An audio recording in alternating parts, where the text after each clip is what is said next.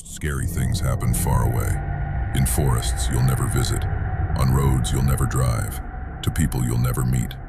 That distance is part of what makes them tolerable. But every once in a while, something happens close, familiar. On a road you take all the time, at a store you know by name. This is one of those stories. The man at the Quick Check. There is a Quick Check just off the highway not far from where I live. It is the only place open 24 hours a day in my rural, middle-of-nowhere town. 25 minutes away if I am speeding, which, if I'm being honest, I usually am. So for anyone used to city living, where convenience stores sit on every corner, just know that out here, that Quick Check might as well be right next door. My sleep schedule is not great, never has been. I've been going to that Quick Check at all hours for longer than I can remember. I like to think I blend in, look generic, unremarkable. But honestly, the late-night staff probably knows my face by now. This happened just last week. The details are still fresh, still sharp, still sitting somewhere in my chest. It was past midnight and I was coding at my laptop. That's when I do my best work, somewhere between 9 at night and 3 in the morning. There's something about the quiet of those hours that sharpens everything. The world goes to sleep and the mind opens up. But late-night focus has exactly one enemy: hunger. It hits without warning. 1 minute you're perfectly fine, in the zone, locked in, and the next minute you're starving. Like your body waited until the worst possible moment to remind you it exists. So around 2 a.m., I shut down the laptop, grabbed my keys, and drove out to the Quick Check. The highway to get there is technically a highway, but calling it that feels generous. It's really just a local road that runs through nothing. Fields on both sides, no lights, no other cars, just asphalt and darkness stretching out ahead of you. The drive there was uneventful, quiet, empty, normal. I pulled into the Quick Check, ordered a sandwich at the counter, and started walking the aisles while I waited. Between the caffeine always running through my system and the ADD I was born with, standing still has never really been something I'm capable of. I was pacing near one of the back corners of the store when I noticed something strange. At the far end of the aisle, near one of the refrigerator cases, someone was sitting on the floor, cross-legged, perfectly still, staring into the refrigerator like it was showing him something the rest of us couldn't see.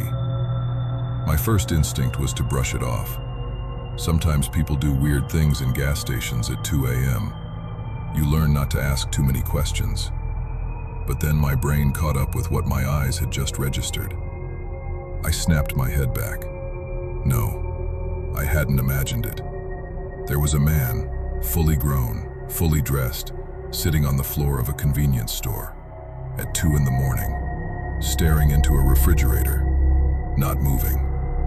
I could see his brown coat, his jeans, his hands resting on his knees, but I couldn't see his face.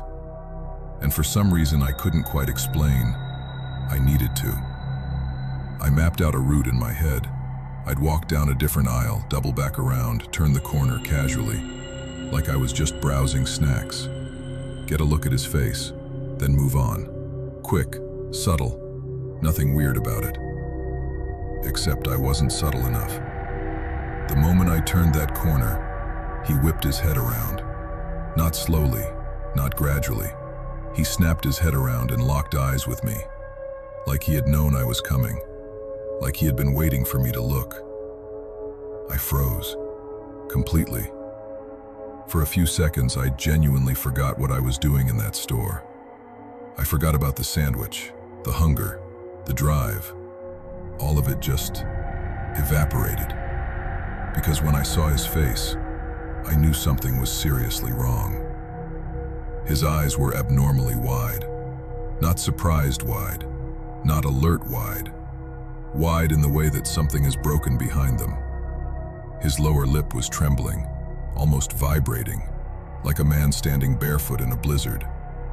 Except the store was warm. He was wearing a jacket. There was no reason for him to look like that. His posture was wrong, twisted, strained, like sitting cross-legged on that floor wasn't comfortable at all, like something had put him there and he hadn't moved since.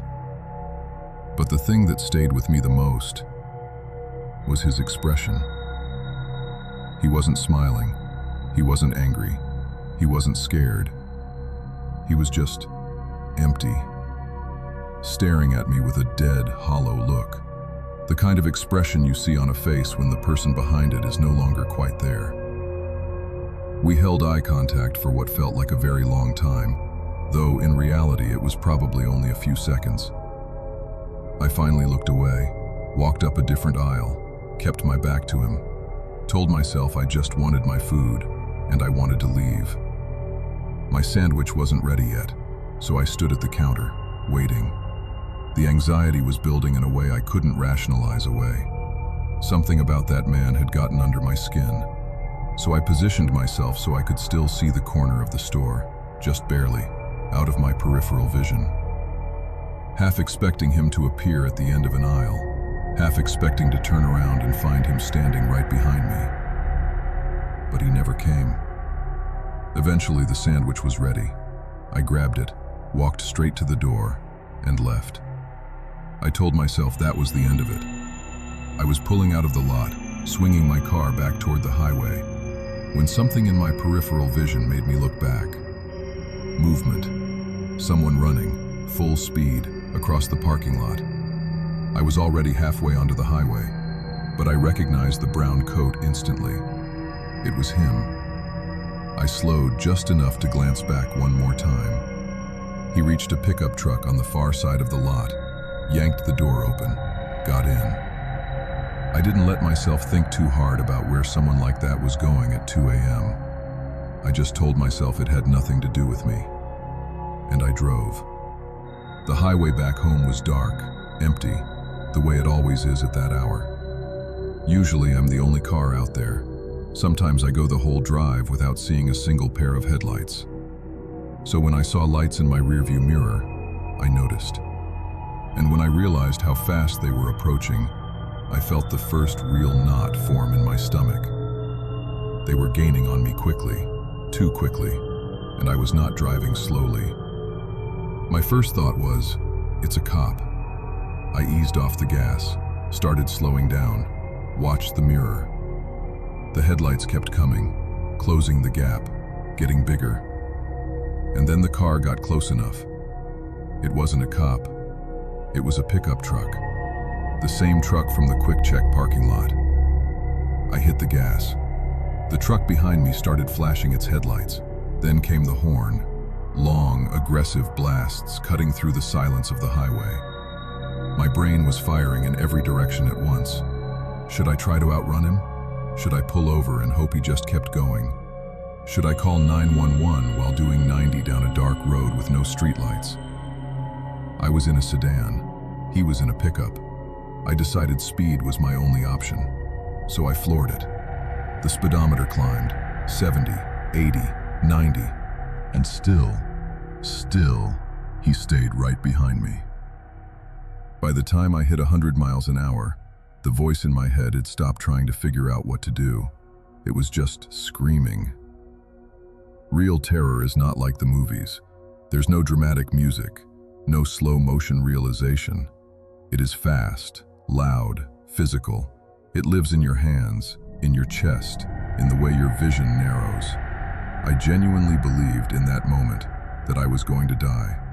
I just wasn't sure yet which thing was going to kill me, the truck behind me, or the speed I was pushing to get away from it. I made a decision. I swerved into the right lane, hoping he'd pass, hoping it had all been some bizarre mistake, a road rage situation with the wrong car, the wrong person.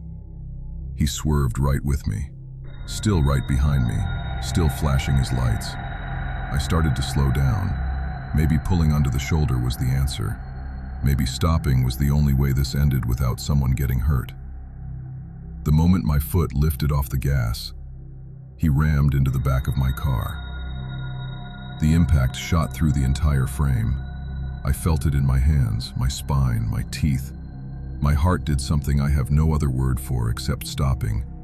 I grabbed the steering wheel with everything I had, fought it, held it, kept the car on the road. This was not a warning. This was not an accident.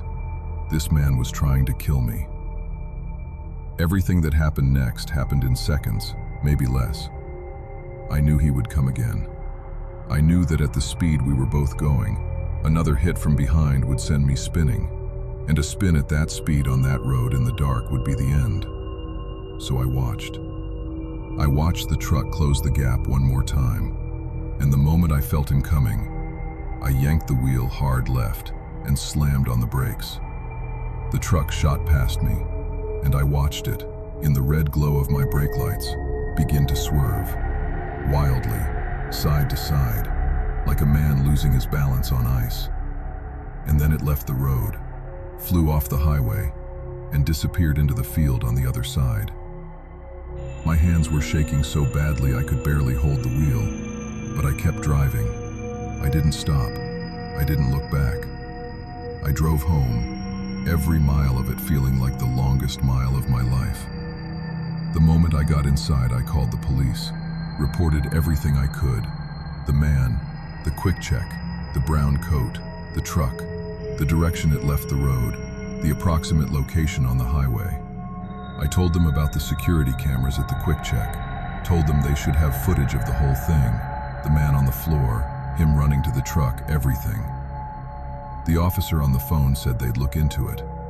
That was a week ago. I haven't heard anything since. My car has damage that still hasn't been repaired. The dent in the rear bumper is still there, still fresh enough that sometimes I look at it and feel the whole thing again.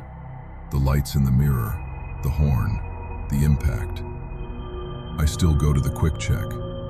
I don't know what else I'd do. It's the only place open. But I don't linger anymore. I go in. I get what I need. I leave. And I never let my eyes stay too long on the back aisles. I've tried to make sense of what that man wanted, who he was, what he was doing on the floor of that store. What made him decide, out of everyone who could have walked past, that I was the one? I don't have an answer. I'm not sure there is one. Most of the time, strangers are just strangers. People with their own lives, their own problems, their own reasons for being somewhere at 2 a.m. But every once in a while, you look up and see something that doesn't fit. A face that doesn't belong to a moment. Eyes that are open, but not looking at anything in this world. And in those moments, the most important thing you can do is trust what your body already knows, before your brain has a chance to talk you out of it.